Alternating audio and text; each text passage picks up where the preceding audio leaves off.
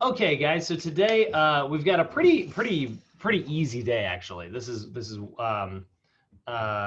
easiest in the course in my opinion. So we're going to be looking at three populations today, which is going to be hypertension, coronary heart disease, and peripheral arterial disease. Okay, so hypertension, we're talking about people with high blood pressure. Coronary heart disease, we're talking about people who have experienced some type of blockage in the coronary arteries of their heart. So likely they have high cholesterol, they could have hypertension problems. So we're definitely seeing like a link between those two conditions there. And then we're seeing peripheral arterial disease, which is just like varicose veins. If you've ever seen, if you've got a family member who's ever suffered from varicose veins or anything like that, this is kind of like that, except that's a vein problem and peripheral arterial disease is more dangerous. It is an artery problem. And if you remember, what we've talked about in previous classes. Noel, we haven't talked about this, but one thing that we know about like blood vessels is that arteries are much larger than veins, and they're much more muscular than veins, which is why like when you experience peripheral arterial disease, it's much more painful. So this can be a very painful condition associated with blood pressure issues, cholesterol issues, and heart issues. So looking at our hypertensive clients, right? Hypertension, more commonly referred to just simply as high blood pressure, is a condition in which our blood pressure is greater than 140/90. So in the same way that like when we are diagnosing someone with like, let's say it's like obesity, right? The number is 30 or higher, right? When we're diagnosing somebody with diabetes, their blood sugar needs to be X or higher, right? And their A1C needs to be, at a certain level. That's the same thing that we're looking at here in hypertension. Hypertension is going to be classified based on, is your blood pressure 140/90 or higher? If it is, then that shows that we have hypertension problems. And I know that like I've talked about in previous classes, I think we just talked about this the other day, like your blood pressure can go up way beyond 140/90. It can go incredibly high. We saw blood pressure as high as 300 the other day. They were looking at people who were, they're taking their blood pressure mid deadlift, So like we definitely see elevated blood pressure, right? The thing is like, that's called essential hypertension. It's where your body elevates its blood pressure during like, certain athletic events and during like certain stages in your life, right? So like we like having our blood pressure increase, but we also like having it decrease. Your blood pressure goes really low while you're sleeping, for instance, because it doesn't need to create very much pressure to get blood to easily move throughout the body.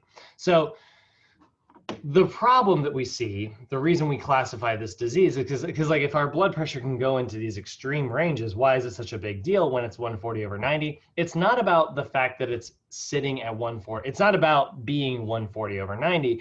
It's about the fact that it stays at 140/90. That is showing us that you have problems in managing your regular blood pressure.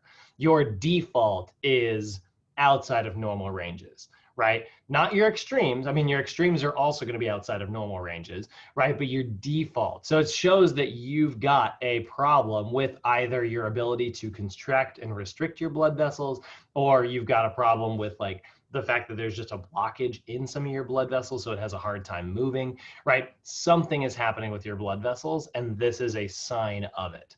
Is it dangerous every single time? Maybe not. Maybe 140/90 isn't even all that dangerous for you, but it's oftentimes a sign that you have these comorbidities that we've been talking about, right? That concept that like one thing is, one problem alone, not a big deal. One problem being connected to a network of 50 other problems, okay, like that's not great, right? Have you guys ever seen, there's a great clip from The Simpsons from years ago where Mr. Burns, who's, the joke is that he's like 1,000 years old. He goes to the doctor and they put him through all these tests and he just fails them horribly. Like at one point he gets like, he does like that the blow test where you see like how much lung pressure you can generate, and like the ball like starts floating, but then like as the ball starts to fall, it generates more pressure than him, so it sucks him into the tube. And it just shows like how unhealthy he is. And his doctor is like, you literally have every disease.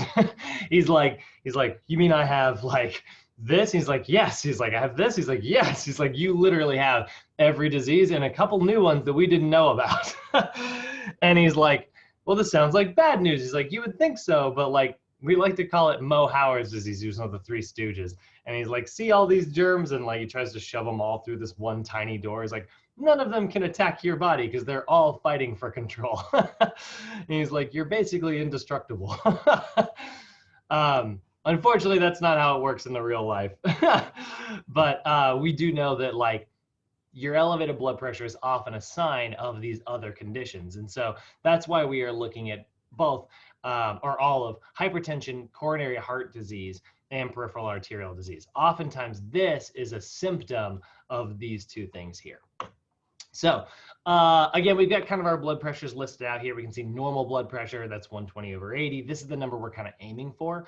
Pre-hypertension, we're gonna see around 130/85. That's where we're gonna like, if your blood pressure is staying around this level, your doctor's probably going to start warning you about the dangers of high blood pressure. Doesn't mean you have any problems yet, but it means that like, obviously something is causing elevations, whether, it could be that you're creating too much stress in your life, or a high sodium intake, or maybe you're a smoker, right? Excessive body weight, things like that. And that's the thing, right? We know that there are like a lot of contributors, but we'll get to those in just a second.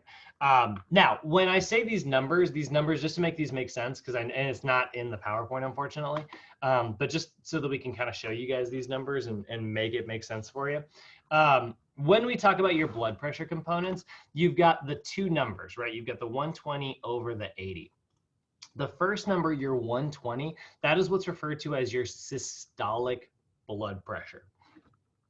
It's the amount of pressure pushing on your blood vessels during what we call systole, right? Systole is the active contraction of your heart. So when your heart contracts and it ejects blood out of your heart, that phase of the heartbeat is called systole. And so we're measuring how much pressure is pushing on the walls during systole. That's your 120. That's the high number. And that's why that number is higher, by the way. The reason this number is much higher than this number is because obviously the contraction of the heart is going to have a greater amount of pressure than the opposite, which is the relaxation of the heart. So it's the amount of pressure on the walls of your blood vessels during a heart's contraction. Blood is being ejected from the heart during systole, and that creates pressure on those blood vessels, right? So as it's contracting, that's going to push pressure on the walls. And then when your heart relaxes, which draws blood into the heart, right? That means that there's still going to be pressure pushing on the walls, but there's going to be much, much, much less pressure. And that is called diastole. And that's why that is called your diastolic blood pressure. So you have systole over diastole, or systolic over diastolic. I don't think you guys will see those terms very often in your real NASM exam, but we use those terms sometimes throughout Sochi, just to describe like things like our special populations class and other classes that have to do with the heart. So you might get questions related to that. I don't think they ask you that on your regular NASM. I could be wrong, but I haven't had anybody mention that one. And they don't give me a copy. And they're right not to, because I would totally cheat. So that is your diastolic blood pressure, right? That's the pressure during the relaxation of the heart. That's the amount of pressure on the walls during relaxation. Blood is filling the heart during relaxation and drawing blood towards it. So that's the relaxation portion. Is that pretty clear, guys? Do you have any questions on the systole versus diastole? I'm good. By the way this works when they are taking your blood pressure, they put that little cuff on and then they kind of squeeze that little thing and it slowly tightens around your arm. That's the way they are like testing for that, is basically when you have so much pressure in the cuff, it becomes impossible to hear your heart rate. So they have like they'll have like a stethoscope on your arm there, and they'll lose the ability to hear that pulse. So like if the pressure's too low in your arm, they can't hear your pulse. And if the pressure's too high in your arm, they can't hear the pulse. So what'll happen is like they put a blood pressure cuff on and they inflate it. They'll start hearing your heartbeat, but they'll continue inflating beyond that. And then they'll inflate it way past, and eventually your heart rate will disappear. And then what they do is they let the pressure off of that cuff. And as soon as your heart rate comes back, that's the high number. That's the systole pressure. And then when they hear your heart rate disappear again, that's the diastole pressure. Okay, so, I got a question. Yeah, go for it, please. What if they ain't got no, what if they ain't, when I go to the doctor, you know, because I'm obese, pre-diabetic or whatever, I had, they tried to take my pulse. They couldn't find a vein, you know what I'm saying? So they would just like keep pumping. I don't know, they couldn't pump, they was keep pumping and it kept breaking or something, you know what I'm saying? During like you know, them old ones. Yeah. But they couldn't find it in your arm? They couldn't find it in the arm. That just means it was crazy. That just means that there's probably so much like tissue, whether it's like, you know, like I said, like adipose tissue, or if it is like muscle tissue there as well. Like sometimes like bodybuilders have a hard time as well. Your blood vessels just get like, you know, it's kind of like some people, it's really easy to find their radial pulse. I'm somewhat of a hard case. I don't know if you guys can even see, but do you see like this huge freaking ligament here? It's totally in the way of like my pulse. So like sometimes taking my wrist, I have to like cock my wrist like this in order to be able to like find my pulse when I'm doing it. It's just the way your body's built. I'm sure it doesn't mean anything, or at least based on, I shouldn't say that so confidently. Based on what I know, that doesn't really mean anything. They can always get your blood pressure other ways. So yeah, you should be, I wouldn't worry too much about that. I don't think that means that you're, you know, in danger or anything.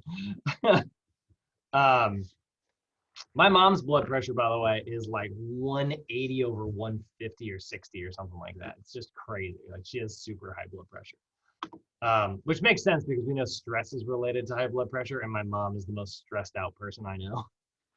Like my mom is if there was like an Olympics for getting stressed out, my mom would she'd be a gold medal winner.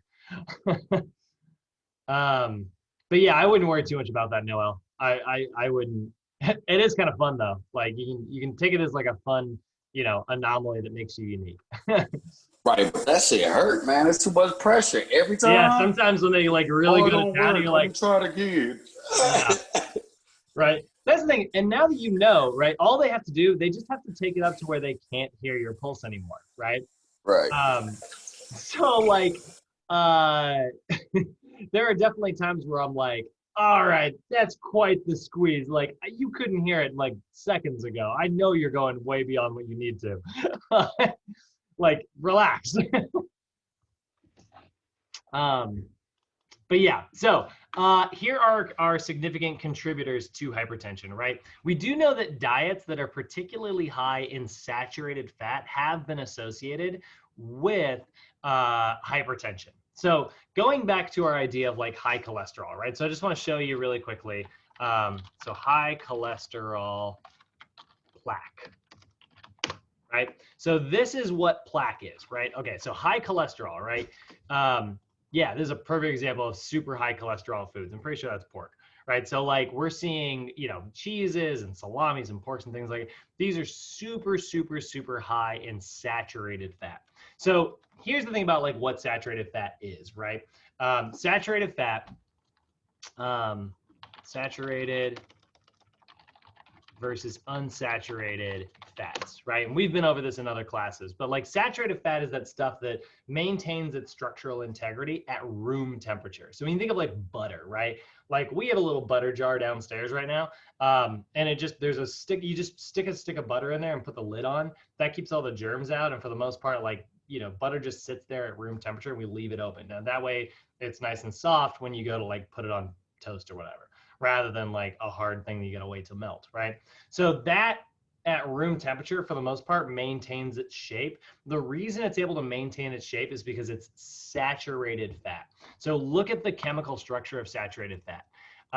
Do you guys see how like this is a straight line here versus this has like a little kink in it, right? Picture musical chairs. It's saturated. There are no spots for hydrogen to bind. There's no empty chairs for, you know, someone to sit in during musical chairs, versus here where there's these big empty spaces here and there's an empty space here. That's an unsaturated fat. So because of this shape, because of how like it's just a nice straight line, if you think of like what the difference between like solids and liquids are, right? Like if we look at like solids versus liquids versus gases, right? Go back to like high school science class, right? This is the difference between solids, liquids, and gases. When you look at them on like a molecular level, solids are super neatly stacked. Liquids are semi-neatly stacked, and gases are not stacked at all. There's a ton. Look at how much space is between all these little like pieces, right? There's very little space here. Now there's no space at all, right? That's what makes something either a solid, a liquid, or a gas. Which is also why like you can turn liquids into gas when you superheat them. You know, that's why water vapor, right? You heat up the temperature. That makes the molecules get more space between them. When there's more space between them, they start moving super, super rapidly. You want to know a weird fun fact? Glass is actually considered, I mean, for the most part, it's a solid, but it actually kind of acts like a liquid over like super long periods of time. Glass old, looks wavy. Glass is not super stacked. And so it actually starts to, oh, come on. I want to find like a good picture of it. Old glass. Yeah, there we go. See how kind of wavy and like messed up that is? That's like just super old glass that has kind of like started like, you know, it's just been moving very slowly over the years.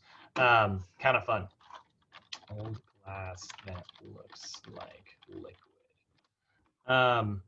Or I don't know how to Google this. Acting like liquid, I guess. Oh, here we go. Yeah. So kind of a fun, there's kind of a fun, like weird thing. There's your weird one for the day. So saturated fatty acids, they act like solids, right? They can act like solids because when they're a nice straight line like this, they can stack super neatly and they can stack as a solid. So there's very little space between them. Unsaturated fats, which are like your olive oils or even like the oil you see on the outside of like fish, or, you know, if you've ever noticed that like, fish tends to be really greasy and oily. It's actually good grease. It's good oil, right? That's unsaturated fats. And so like there's space for hydrogen to bond. And so because of that, this cannot stack quite as neatly, so it stays liquid because there's more space between the molecules. Now, imagine that inside your blood vessels, right? And here you can kind of see again, right? There's an unsaturated fat with like its little kinks there versus saturated fat, which is a relatively straight line. Solid, right? Like in animal fats, like when you see like animal fat on like, you know, your foods and stuff, right? There we go. Or like bacon. I just saw a picture of bacon. Good God, look at all that saturated fat. Right? Bacon's about as bad as it gets, by the way. So when you see stuff like that, right, that's tons and tons and tons of fat. That's a lot of saturated fat. So what starts happening is those solids are also filled with like little cholesterol molecules. So now we've got two different types of cholesterols, right? HDL cholesterol versus LDL cholesterol. Let me get a good picture here. That's not bad, but that's not quite what I'm looking for. Come on.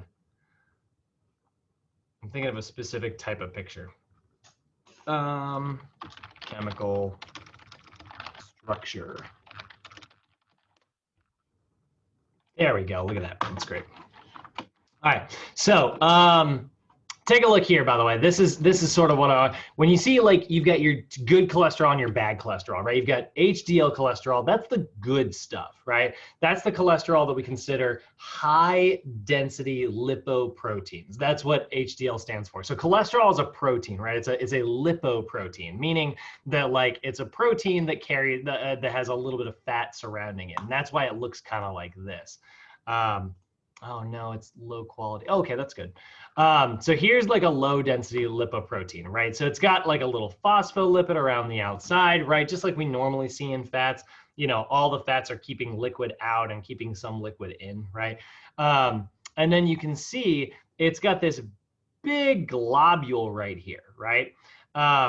That is, and then on the inside here, you see all of these like big red things, right? Those are your fats, right? That's the lipo in lipoprotein. So you've got like a protein membrane here, and then we got this. Then if we look at your high density stuff, take a look here.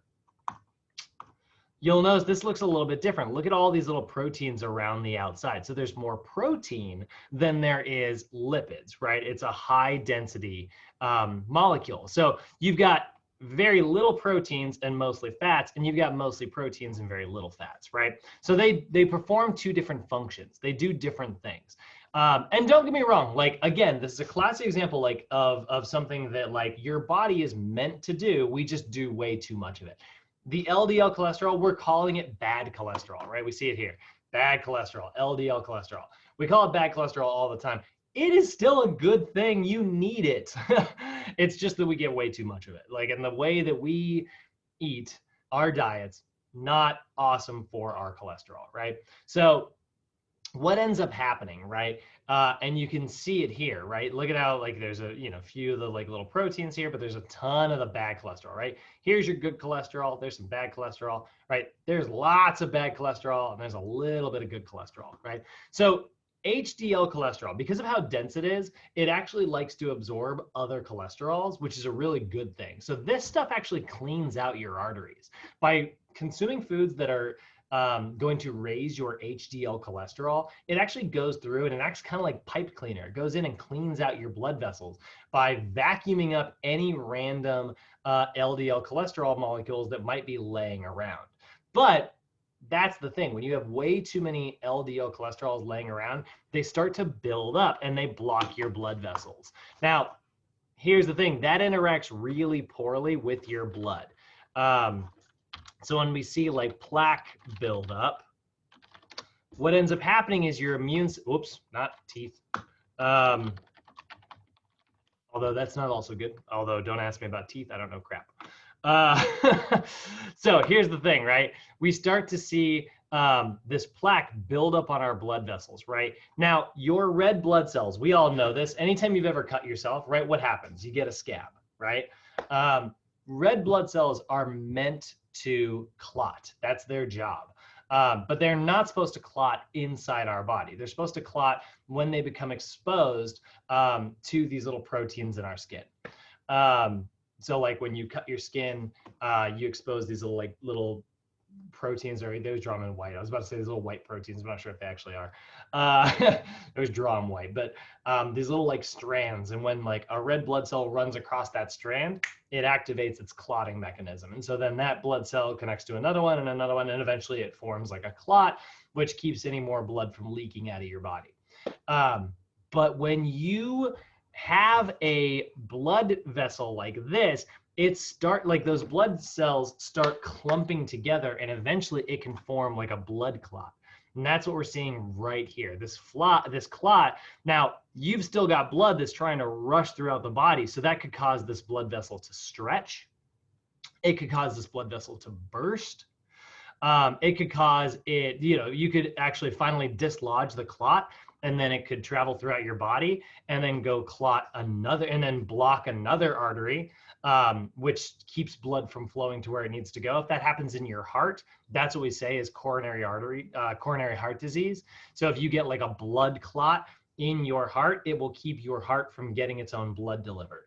Or if you get a blood clot in the arteries going to your brain, that is what we call a stroke. And that means that blood can no longer get to your brain. So this is why cholesterol is so bad for us. When we build up our lazy density lipoproteins, our low density lipoproteins, that LDL bad cholesterol, it builds up and builds up and builds up, and that raises our blood pressure because now there is not as much space for blood to travel. So there's more pressure in this tube versus like when there's not plaque here, right? Way less blood pressure, way, way, way more blood pressure, right? So that's why we do know that diets that are high in saturated fats, those solid fats, are associated with bad cholesterol, which can clog our arteries and raise our blood pressure. And you'll sometimes hear this referred to as dyslipidemia. Dys for dysfunction, lipidemia for being like, you know, the fat in your blood, right? Dysfunctional cholesterol. That's what dyslipidemia stands for. Smoking can cause this to happen as well. Chemicals running throughout your body can cause your blood vessels to harden because they are not materials that should be in there, and so that causes them to get stiff. Excessive body weight has been associated with this. We know particularly abdominal fat, like we talked about yesterday, we know that that is slightly more dangerous. That actually releases more triglycerides and cholesterols into your bloodstream. So there we go. That's how that's going to raise your blood pressure. And then stress, right? Stress is a big one. This is the one that's probably going to, I feel like this will kill me because I get it from my mom. But like stress is definitely the big one that causes hypertension to raise as well. And so when you create way too many stress hormones, you know, like we got to remember that stress causes the autonomic parts of your nervous system to go on like full alert, right? And so your blood vessels are designed to contract and they're designed to dilate. And so they constrict and they dilate and they constrict and they dilate. When you do something very active, like playing sports, you know, that's a good type of stress, but it does cause like your blood vessels to dilate. And so that sends blood to your skeletal muscle while it restricts blood to things like your, you know, other organs, like your kidneys doesn't have to work as hard right now. Your stomach doesn't have to work very hard right now. Your small intestine, right? Those things can wait. And that's why you don't get very hungry when you're exercising, right? You tend to like kind of forget that you need to eat. And then all of a sudden you're like, oh my God, now I'm starving. You know, as soon as you like take a break or if you sit on the bench for a second or whatever. And that's because your body's like, all right, well, now we're going to send all the blood flow back to the digestive system, and your digestive system wakes up and it's like, give me food. So that's what we start to see there, right? So if you're constantly stressed, right, what's happening is your blood vessels are just staying dilated. They're like, we got to be ready to run away from a bear at any moment, you know? And that's not good. That means that there's going to be way too much pressure running through things like your kidneys, or even like your, you know, it's going to struggle running to like the different parts of the body. And so here we go. Here are some of our health risks that are associated, right? We are going to see chronic heart failure associated with hypertension. The heart cannot receive enough oxygen due to its limited blood flow. Therefore, it cannot function very properly. Your body's too busy making stress that is keeping your blood vessels contracted or dilated that your heart does not get enough blood flow to keep its own cells alive. So that can be very dangerous. We see stroke be very common. The brain cannot get enough oxygen delivery. That can lead to cell death. And we see kidney failure. The high pressure running through the blood vessels in your kidneys can disrupt their ability to diffuse fluids because that fluid's rushing by so quickly, it doesn't have time to diffuse. And then your kidneys start to get dehydrated. And then that is very, very dangerous. So all of these are health risks associated with hypertension, which is why we want to manage our blood pressure. We want to make sure our blood pressure is normal. How do we do it? How do we make our blood pressure? How do we fix it, right? Well, we do know that exercise has some really positive effects. Just a little bit of endurance training has been shown to lower blood pressure by 5 to 7 millimeters. And that's literally just getting your 150 minutes per week in. We also know that long duration exercise is what has like the most positive effects. So because we know that like endurance training in particular, it is so effective, it increases kidney function, it decreases your stress hormones. And again, we'll go back to just talk about insulin. This doesn't need to be here because we're not talking about insulin today, but it does, again, increase your insulin sensitivity, which is a good thing. We want to be sensitive to insulin. We want insulin to suck that sugar out of our blood. So we know that like just a little bit of endurance training, right? Which is why when we get down here, you're going to notice, you know, we're doing like 40 to 60% of your VO2 max, and then we're looking for 30 minutes of like continuous exercise. We'll get there in just a second. So when it comes to exercise, what are some of our special considerations? Try to perform as many exercises in a seated or standing position as possible. What that does, is it ensures that your client is not dropping their head down or keeping their head or raising their head up.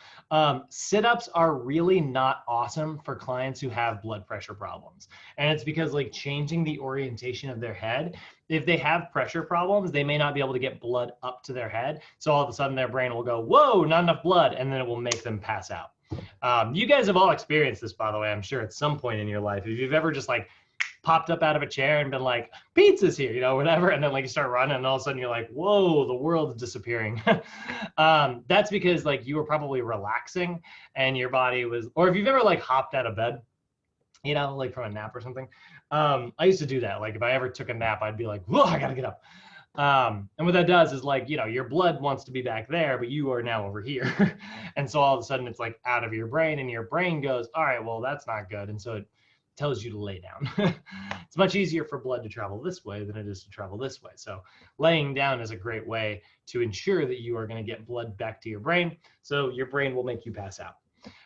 So we don't want to do that with our hypertensive clients. For the most part, keep them seated, keep them standing. Static and active stretching is allowed. However, at least that's what it says in this regular version. I do want to put a little asterisk here. There's a lot of evidence to suggest that static stretches might also want to be avoided due to the fact that they have an isometric nature. And we are going to see this later on. Isometrics should be avoided with your hypertension clients. Anything where they are simply holding in one place, like a wall sit or a plank or a prone cobra, anything that's isometric in nature where you are not moving, a pull-up like hold, right, dead hang, anything like that is not recommended for clients with hypertension because it raises pressure. And that's why like we're seeing these big, long static holds. We're actually starting to like take those away from hypertensive clients as well. And instead we're going to focus on active isolated stretches or dynamic stretches, the ones where you go, and then you relax and you go and you relax. That way you don't have to do any isometrics and your client can really focus on their breathing as well. You also want to make sure your client never holds their breath if they have hypertension.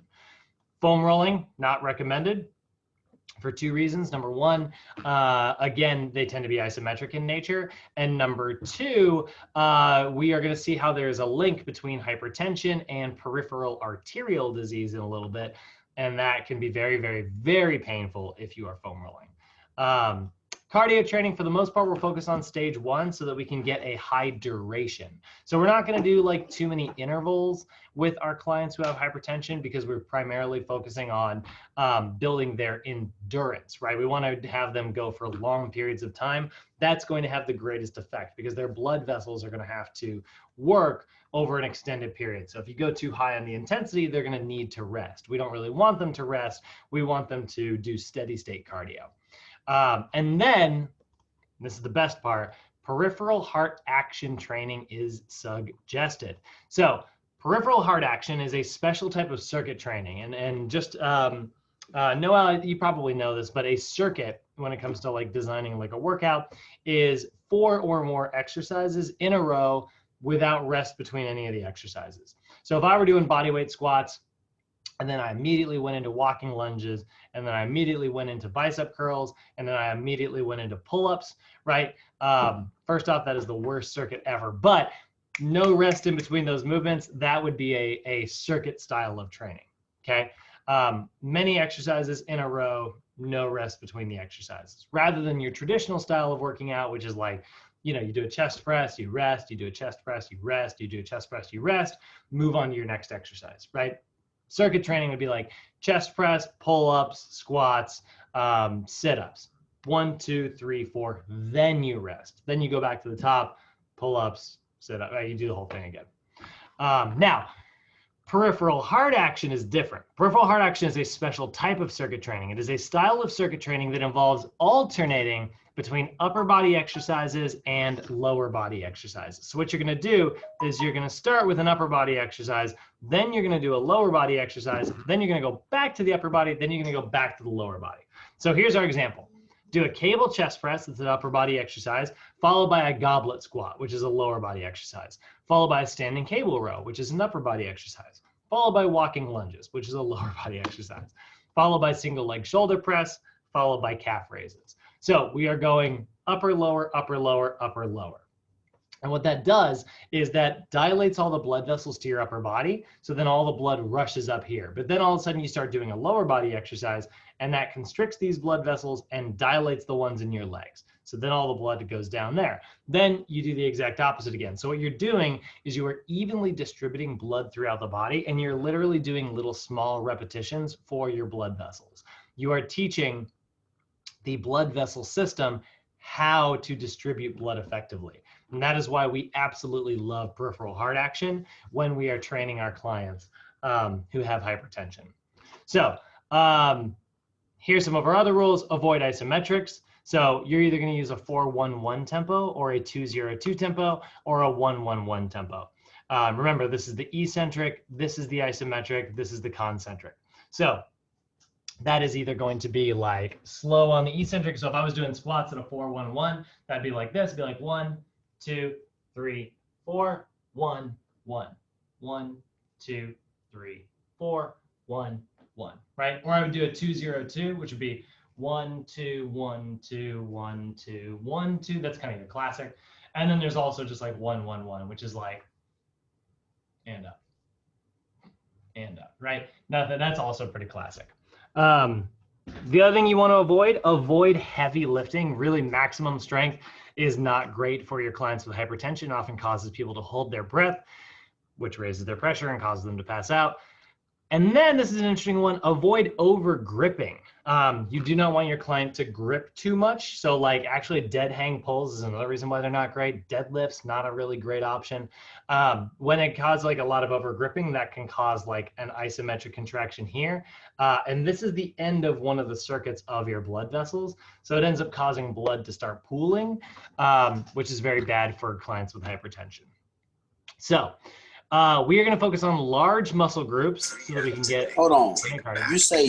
You say deadlifts are bad? For hypertension, yes.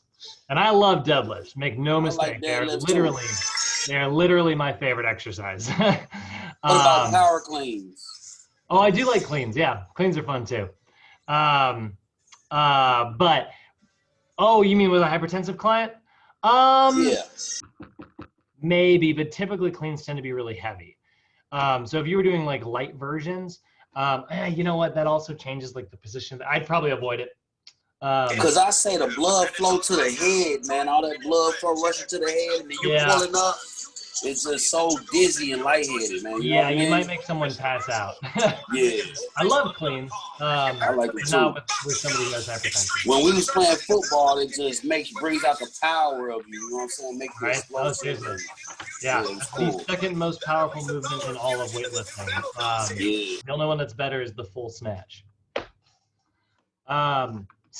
We're going to typically use large muscle groups. We're going to focus a lot on aerobics. If you got a client with hypertension, they are going to be hitting cardio city population them. Treadmill, rowing, all of those are really good. I think the rowing is a little crazy here because I'm like, that's a lot of head movement too. But it's on here.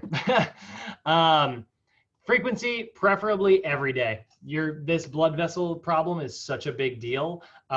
We really want our clients moving frequently, and we want to build up their endurance. So get them moving and don't let them stop. Your intensity, because they are working out so frequently, is going to be relatively low. That's 40 to 60% of VO2 max. That's going to correspond with 65 to 75% of your heart rate max. They're basing it on VO2 here. If you've done a VO2 test. Duration, less than 30 minutes of continuous, right? Again, because the frequency is so high, you're going to need to go a little bit lower on the intensity, on the duration. But like, we do want it to be pretty continuous. That's a big deal. Like, we are trying to build up their endurance. So, 30 minutes of continuous training, hopefully that's circuit training, or 30 minutes of straight cardio, uninterrupted. Assessments, you can be pretty normal here. Pushing assessment, pulling assessment, overhead squat, single leg balance. They can do the single leg squat if they can handle it. Again, flexibility, static and active in a seated or standing position. Me personally, I don't like the static. I like the active stretches, but that can just make sure if you are doing your stretches, don't lay your client down, because then again, you're changing the position of their head and that could cause them to get dizzy. 1 to 3 sets, 10 to 20 repetitions. You'll notice it's moderate to high repetitions, just because, again, we're trying to build endurance here. And we're going to use that, slower tempo. We're not doing the classic 4-2-1 here, though. We are adjusting our tempo so that we avoid too many isometrics. All right, any questions on hypertension?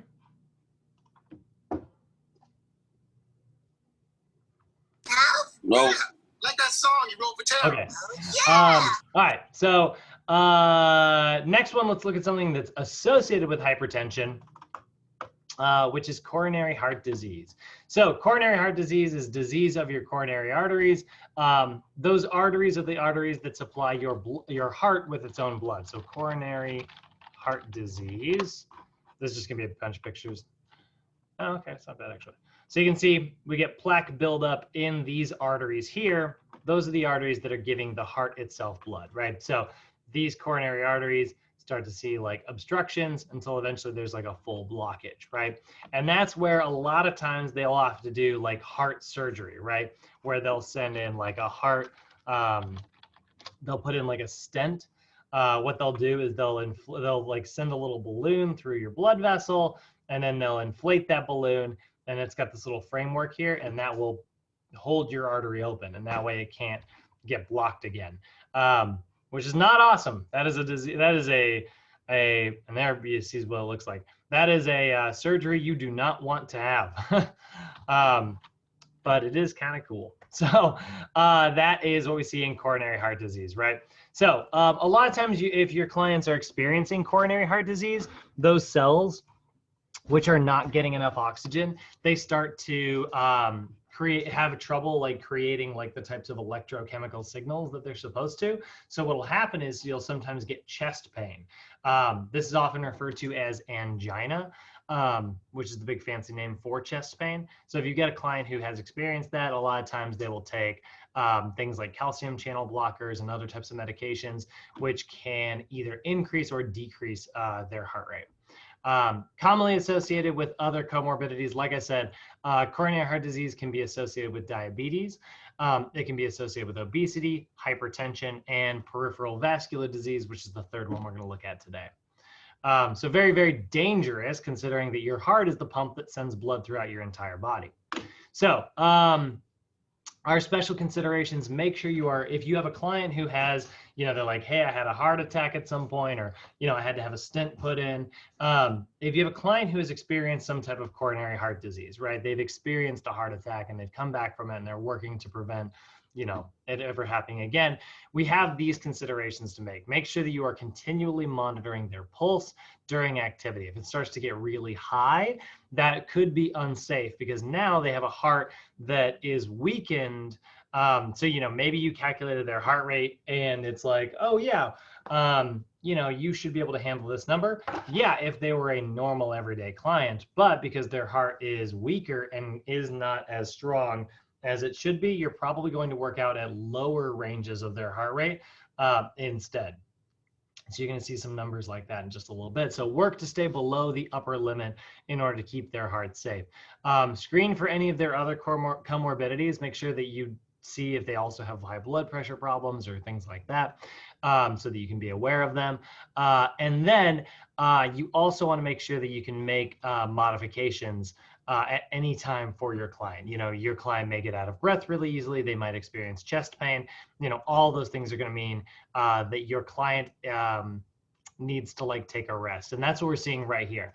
Their status may change rapidly. They could be feeling fine one moment, and then out of nowhere, they're experiencing chest pain, or they're experiencing shortness of breath. Nausea sometimes is a symptom.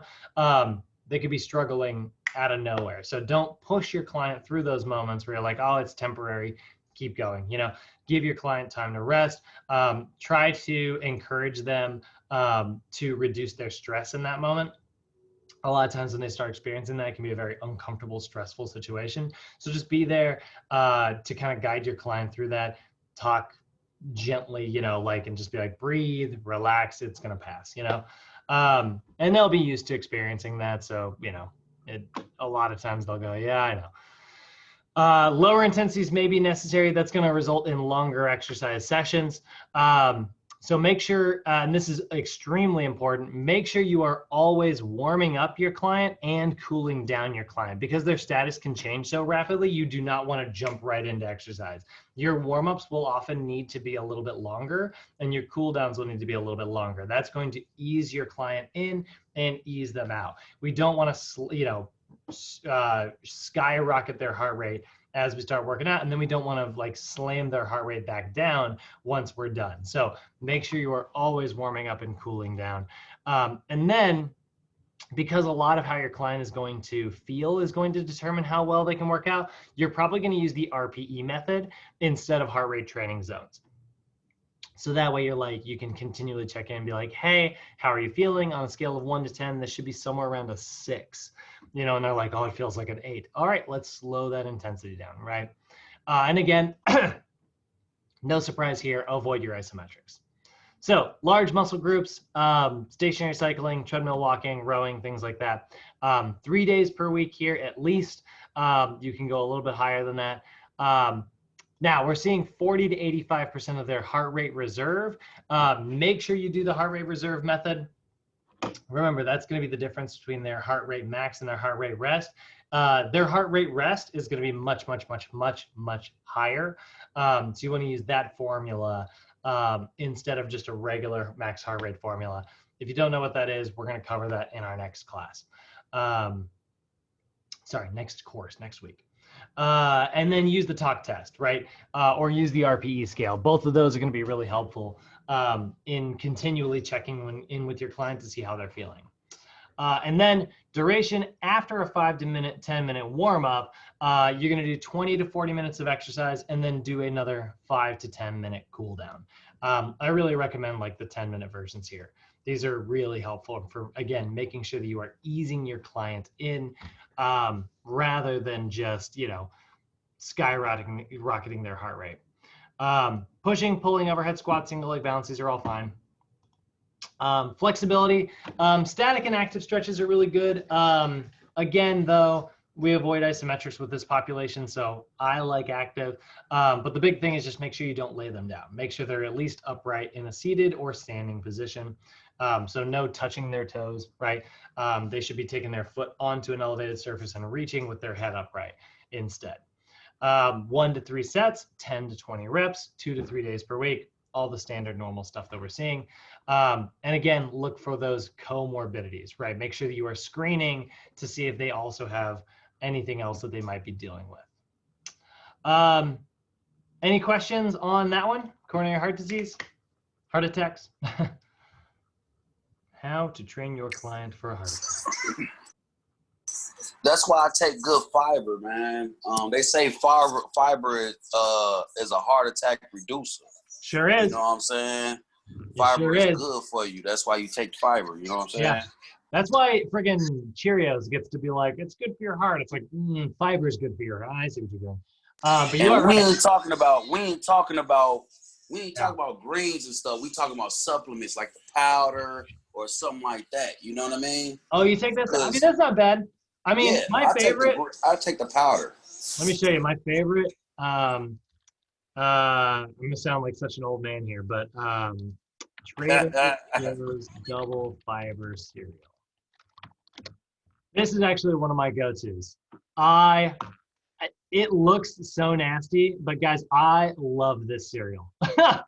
It is just a super high fiber cereal. Nasty. It looks bad. It's delicious.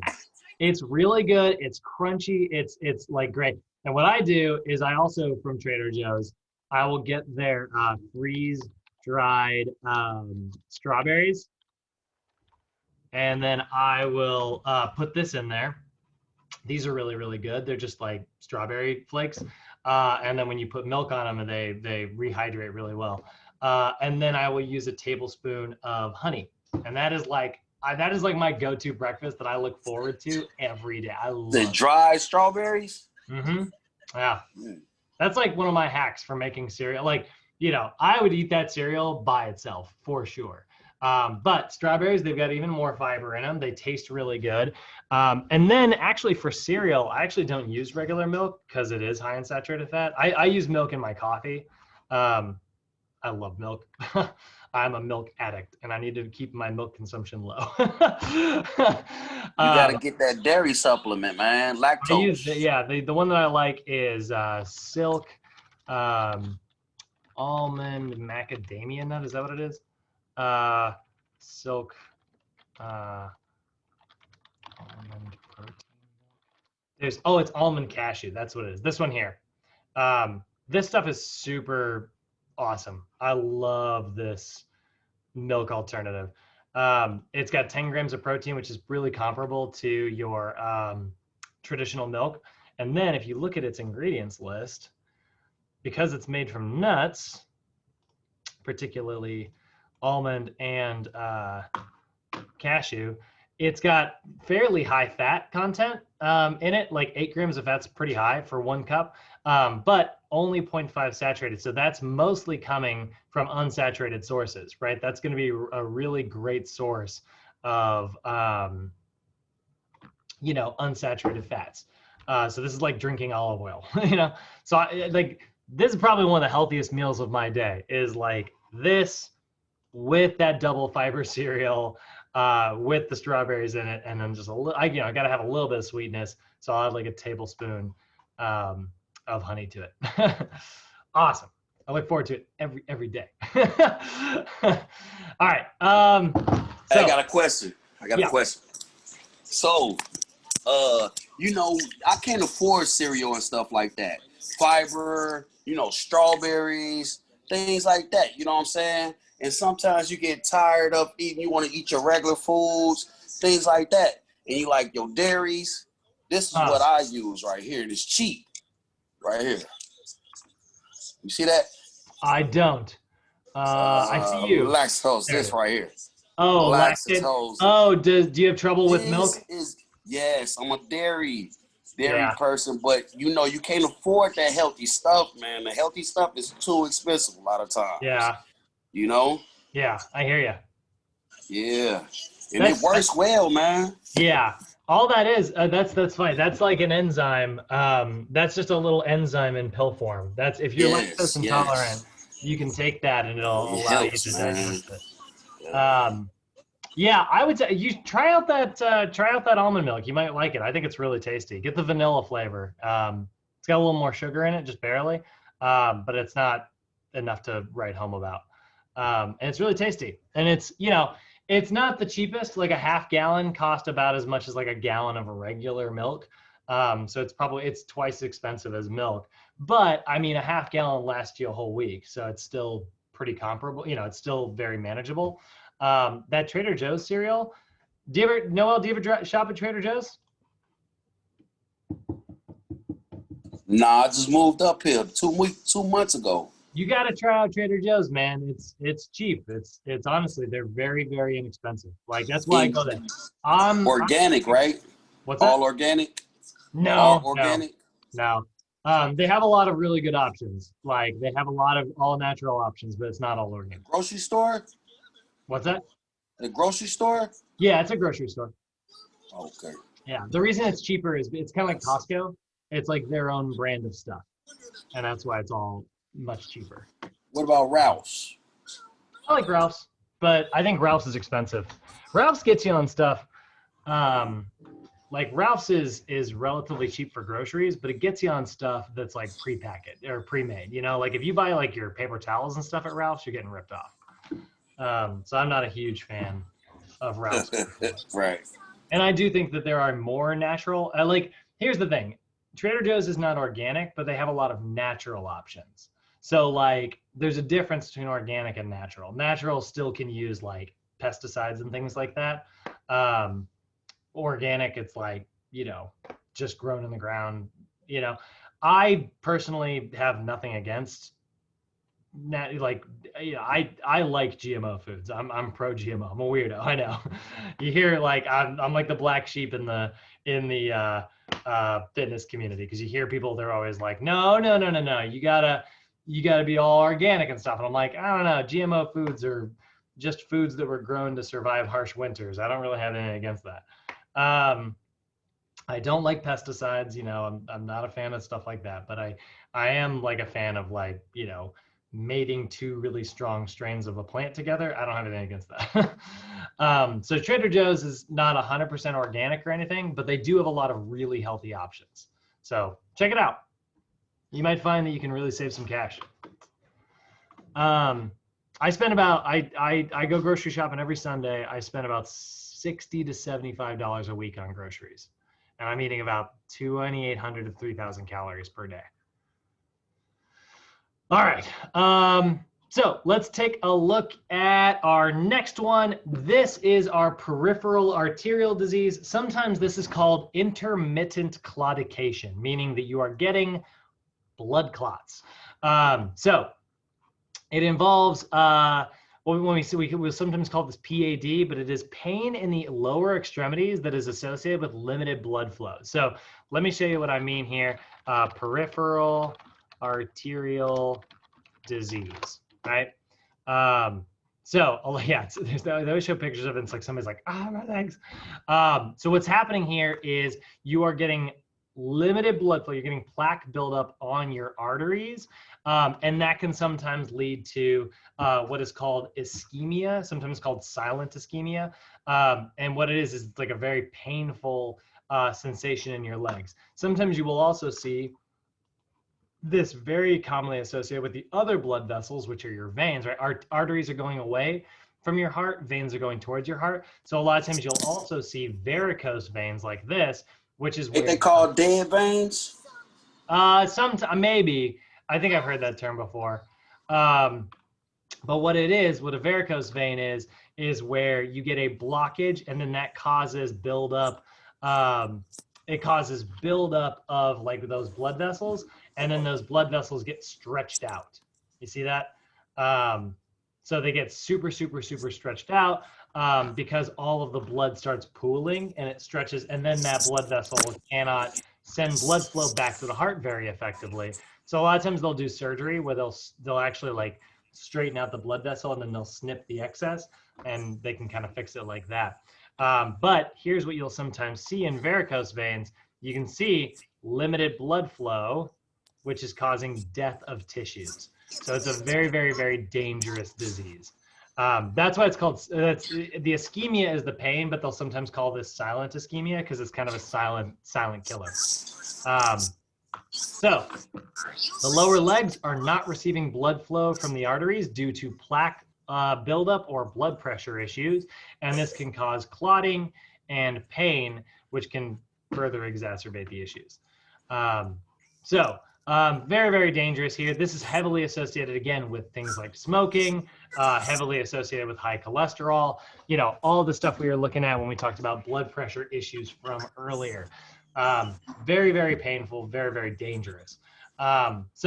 Oftentimes this exists with a lot of other comorbidities, such as coronary artery disease, right? It's also commonly associated with diabetes preventing oxygen from moving into those tissues. So again, this can cause, the death of those tissues. So we want to exercise, right? We want to get to, exercising, because that can increase blood flow to the legs in a really positive way, which is great. It can improve your cellular delivery of oxygen. So your body actually gets better at utilizing that because it creates more enzymes that make it easier for oxygen to bind. We love that. And it improves your walking economy, which when you talk to somebody who has peripheral arterial disease, because of that limited blood flow, it sometimes makes it very difficult to walk. And so they'll get very exhausted very, very easily. So this can have really positive effects and improve your walking economy. And so they can get better and more comfortable, and it can really improve their overall quality of life. And then we also see, this kind of is the same thing we see up here, but you see a greater reliance on your oxidative metabolism, right? That's your endurance metabolism. We do know that smoking significantly worsens peripheral arterial disease, but that's just because of hypertension problems. It is frequently associated with heart disease and diabetes, right? Again, diabetes preventing oxygen delivery, heart disease, you get a weak heart that cannot pump blood down to the legs because they're so far away, oxygen delivery problems. But we do know that resistance training can improve this. We do know that because one of the other problems here is that blood will pool in the legs. This will often kill your client's endurance. This is something you definitely need to be aware of. With their endurance being decreased, blood may not get back to the heart very effectively. So when that happens, you'll notice that like they will get exhausted like that. So you need to make sure that you always have a chair available for your clients so that they can rest and catch their breath. So decreased aerobic capacity is often the result of blood pooling in the legs, therefore not traveling back to the heart, therefore it can't get to the rest of the body. There is also a lot of pain associated with blood pooling in the legs because those blood vessels are being stretched out. So it can be very, very, very painful, which is why we are 100% going to avoid foam rolling. So treadmill walking is preferred. We like walking in particular. Not that we don't like cycling, not that we don't like stairs to masters, not that we don't like ellipticals, but walking is great for peripheral arterial disease because we are trying to improve their walking economy. Now, if they can't handle, if they have to like take small rests, that's okay. Make sure you tell your clients, like I've had clients do this, literally. They'll grab a chair from like the sales area, they'll bring it to the cardio area, and they'll set it there, they'll get on the treadmill, they'll walk for a few minutes, their leg pain will start, and then they take a seat. They catch their breath, I got a question. on the treadmill, and sit. Yeah, what's up? My thing is, so when it comes to training, to be a personal trainer, you need to know these things when working with a client as far as doctors, medications and things. So we don't need to do anything. The way, not medications, but as far as what kind of disease they have, the food diet, as far as what they're allergic to, because you're gonna have to make a meal plan for them, right? So here's the thing: we don't make meal plans. So trainers are not allowed to do that. And that may sound surprising because you've definitely seen trainers do it. Like a lot of people love to break that rule. We are not allowed to write diets for people. The only people in the world that can do that are doctors and dietitians. Nutritionists cannot write meal plans. Trainers cannot write meal plans. Now, what we can do is have a meal plan that is a very good example, and we can say, here's an example of a healthy meal plan. And then your client can maybe try to replicate that on their own, but we cannot tell people what to eat. Food in the US is classified under medicine because of all the medical effects that it has. So food is considered medicine. If we tell someone what to eat, that is like prescribing someone a medication. We are super not allowed to do that. We're not even allowed to tell our clients to be like, they're like, oh, my shoulder hurts. We can't even say, go take some Advil, even though that's not bad advice, but it's prescription. So we aren't allowed to do that. So you want to know about these diseases. You want to know a lot about them so that when your client has them, you can work with medical professionals. You can call their doctor and say, hey, I'm their trainer. I want to put them on a routine where they're doing this, this, this, and this. What do you think of that? And if they are cleared by their doctor, go for it. But we do not ever disagree with what their doctor is saying. Right. Another thing, what about people with disability? Yeah. A lot of them are obese because they feel lazy that they can't do because of the medication or because of their problems. You know what I mean? Totally. So we just want to get them moving and active, right? Not like working out, like as like a trainer, it's not always just about, doing the super intense stuff. It's not just about doing, cleans and presses. Sometimes it's about helping our clients modify their overall lifestyle behavior and adopt like a walking program. They come in, they work out with us a couple times a week doing strength training, but our job is to coach them and be like, hey, you should take up a walking, join like a walking group that gets together and goes to lunch afterwards, Sometimes our job is to help, coach people to lifestyle modifications more so than it is to prescribe exercise. You know what I mean? Like we're problem solvers. That's really what we are. Yeah. But how would you show them proof? Because they wouldn't believe you would say that. They won't believe you if they, you know what I'm saying? How would you give them proof? Like, you know what I'm saying? Be like, yo, this is accurate. I'm facts over here. You know what I'm saying? Well, I'll be honest, Noel, as somebody who is relatively educated, I'm not saying I'm the smartest person in the world, but as someone who has spent his entire life trying to prove facts to people, when you figure that out, you let me know.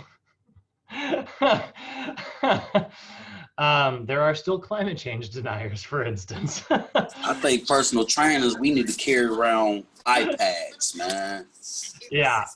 So a lot of times, like, you know, the best tools in your defense, the best tools you've got are just, you know, statistical evidence. Yeah. And, you know, a lot of what we do is we do apply guided self-help. So if you've got a client who doesn't believe you, but they do, you know, sort of want to partake in some type of activity program, make them, you know, try to get them to do it. And if they start engaging, you know, make a deal with them. Be like, look, if you find that this doesn't work for you, we can try something else in the future. Out here, there's this really popular gym. It's called The Camp. They actually have a pretty interesting thing. They do these 8-week cycles. So they make you sign up for 8 weeks, and they'll give you your money back if you don't succeed in the program. But if you do succeed, you have to sign up again, which is pretty interesting. They kind of have you on this like contract almost. So they have like a money back guarantee if you don't succeed on their workout program. But what that means is that you have to sign up again. So, you know, eventually you're gonna, you know, have to pay, which I think is great. I think it's a great way to motivate people, you know. It's a you will succeed approach, you know what I mean? But they're called the Camp Transformation Center, I think. I got a couple of ex-students who work there. And there's several of them. They're like, there's lots of locations now. But that's the thing, you know, if you get a client who's like, well, this isn't going to work for me, and it's like, prove it, you know, do what I tell you to. And if it doesn't work for you, prove me wrong, you know? So you can sort of reverse bet someone. All right, so let's look at peripheral artery. So because again, blood pooling in the legs can be very, very painful. Our frequency 3 to 5 days per week, but we are working them up to like trying to get active every single day.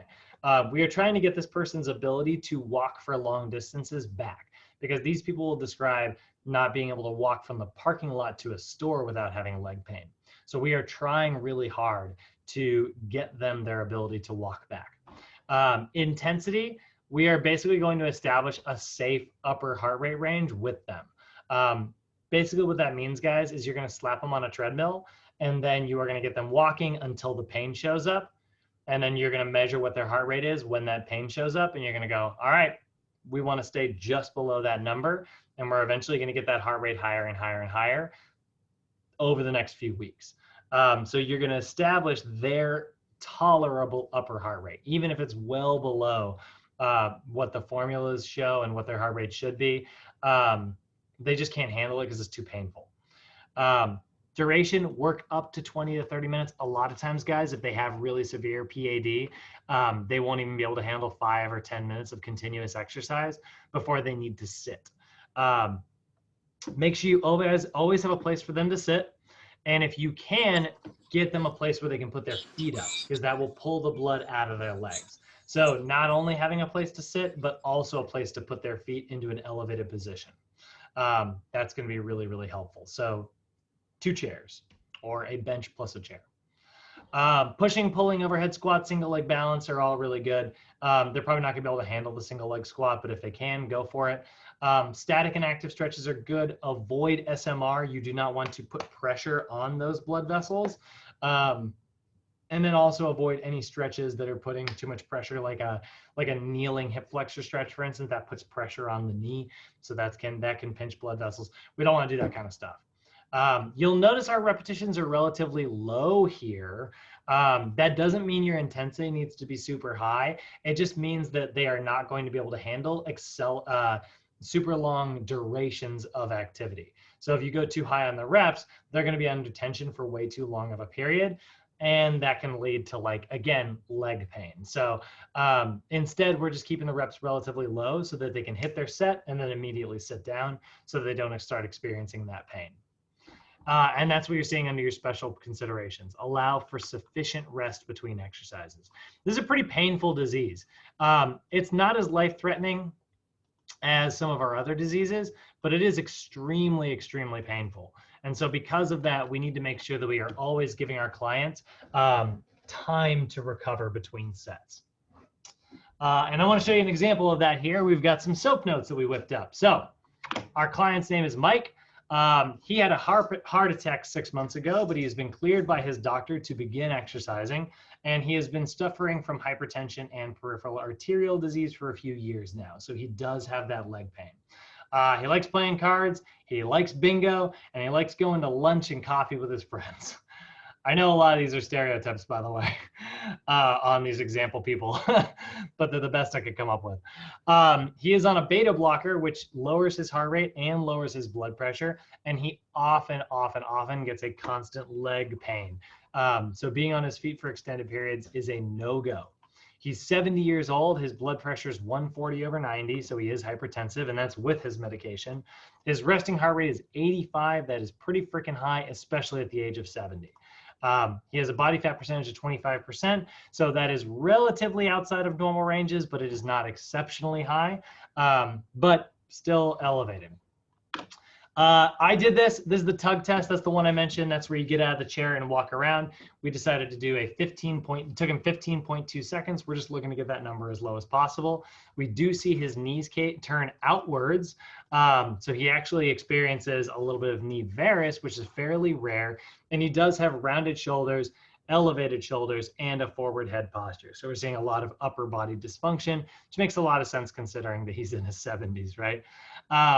So our assessments, we cannot do the overhead squat. Unfortunately, it's just a little bit too challenging for him. So instead we are doing a chair sit to stand assessment. So we're just watching his knees, we're watching his posture as he sits into a chair and stands up. Pushing and pulling assessments, the one where we saw the elevations here. And then we did the timed up and go test. So we're seeing how well he can get out of a chair. So here are all of our special considerations. We are continually, always, whenever we are working with Mike, using the talk test and the RPE method, meaning every set, every minute, as often as we can. How you feeling? Feeling good? How's that feel? How was that? Was that good? How do you feel after that set?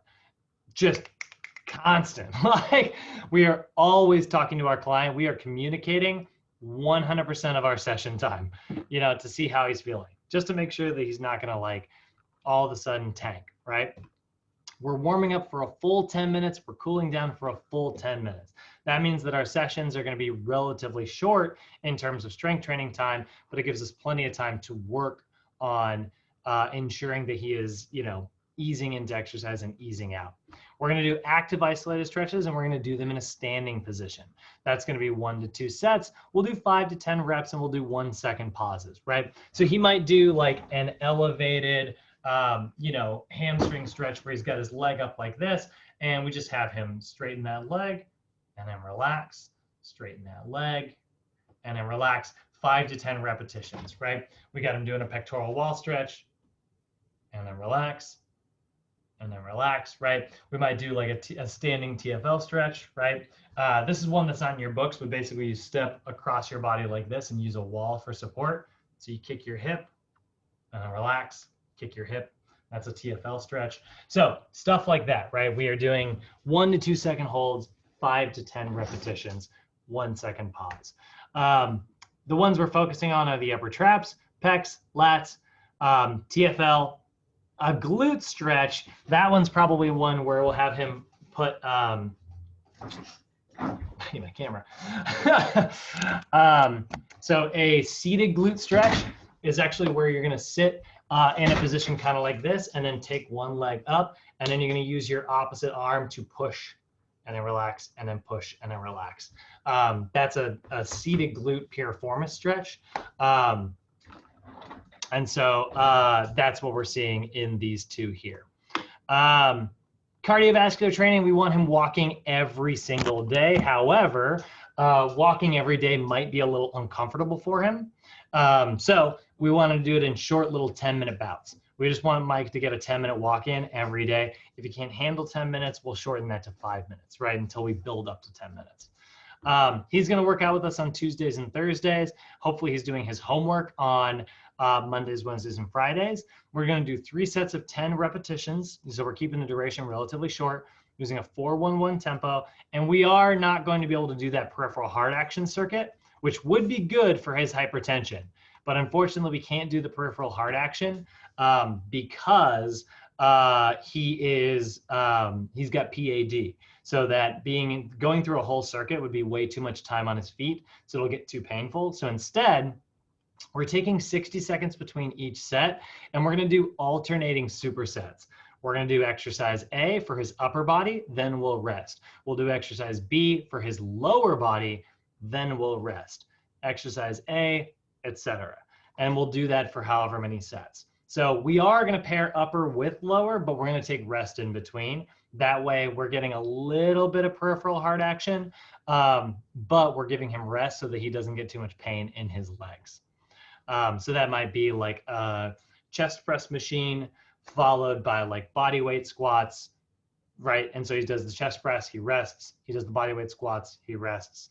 Let's say we're doing 3 sets of 10, right? So we'll do 3 sets of each of those. Then we'll move on to some other type of pair, maybe like a rowing machine paired with maybe like a calf raise or something. Calf raises would be really good for PAD. And that's what we got. How do you guys feel about all that? Does that make sense?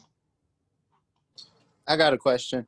Yeah. So someone with PAD, our main goal is not to work on their posture. Our main goal is just to make sure that we get them to like walking ranges and stuff like that. Yep. So like we don't do no SMR. So if we are kind of going towards their posture, the only way would be through stretches, correct? Yeah, pretty much. Because our priority here is like they can't get to a place where they can stretch if they can't walk, right? They're going to be incredibly sedentary if they spend all day in bed or all day in a chair, you know? So our priority is to get them up and moving. Then we can worry about all that other stuff that is still totally important. It's just, you know, later on down the road. It's, what do they call it in math class? Order of operations. Start with the important stuff and then work your way out, you know? All of those things, posture is still important. It's just not our priority right away.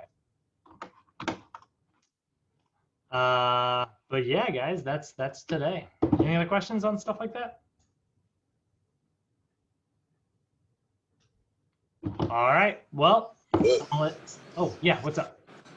No, that's it. Oh, yep. All right, guys. I'll see you guys tomorrow. All right. Have a good rest of your afternoons. All right, you guys have a good day. You too, man.